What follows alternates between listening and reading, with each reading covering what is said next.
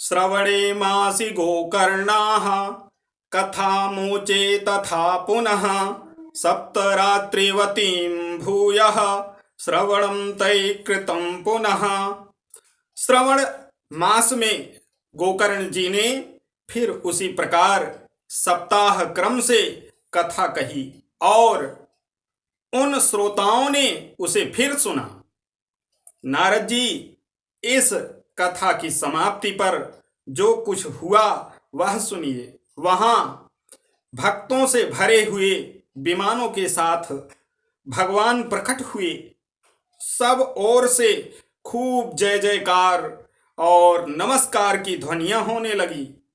भगवान स्वयं हर्षित होकर अपने पांजन्य शंख की ध्वनि करने लगे और उन्होंने गोकर्ण को हृदय से लगाकर अपने ही समान बना लिया। उन्होंने क्षण भर में ही अन्य सब श्रोताओं को भी मेघ के समान श्याम वर्ण रेशमी पीतांबरधारी तथा किरीट और कुंडल आदि से विभूषित कर दिया। उस गांव में कुत्ते और चंडाल पर्यंत जितने भी जीव थे वे सभी गोकर्ण जी की कृपा से विमानों पर चढ़ा लिए गए। जहां योगी जन जाते हैं उस भागवत धाम में वे भेज दिए गए। इस प्रकार भक्तवत्सल भगवान श्री कृष्ण कथा श्रवण से प्रसन्न होकर गोकर्ण जी को साथ ले अपने ग्वाल बालों के प्रिय गोलोक धाम में चले गए।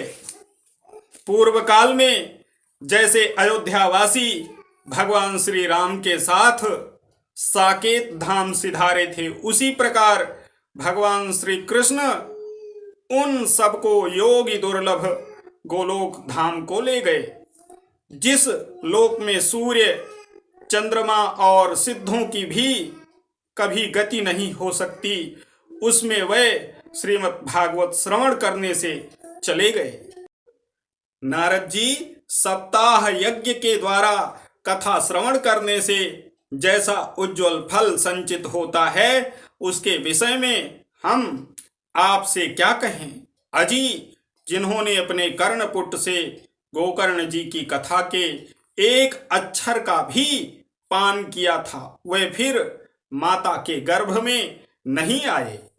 जिस गति को लोग वायु जल या पत्ते खाकर शरीर सुखाने से, बहुत काल तक घोर तपस्या करने से और योगाभ्यास से भी नहीं पा सकते हैं, उसे वे सप्ताह श्रवण से सहज में ही पा जाते हैं, सहज में ही प्राप्त कर लेते हैं ऐसी गति को।